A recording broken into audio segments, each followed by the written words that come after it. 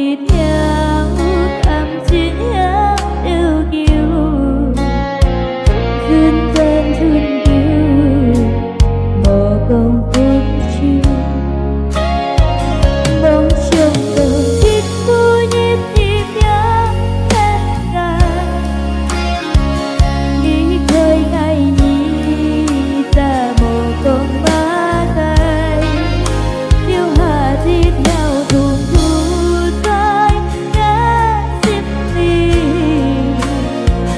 ham tay nhông bà lời cô đã đi tìm muốn chỉ nhiều thứ tiếng người tiếng nhau nhí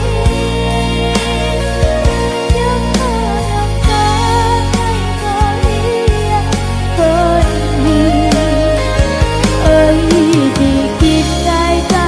ơi nhớ ta đi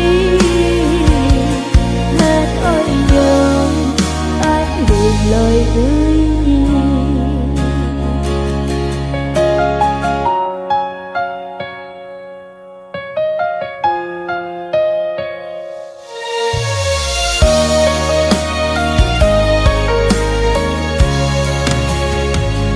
một dịp anh tới như thứ tiếng tươi nhi hy vọng người tôi ngay khi tôi đã biết thôi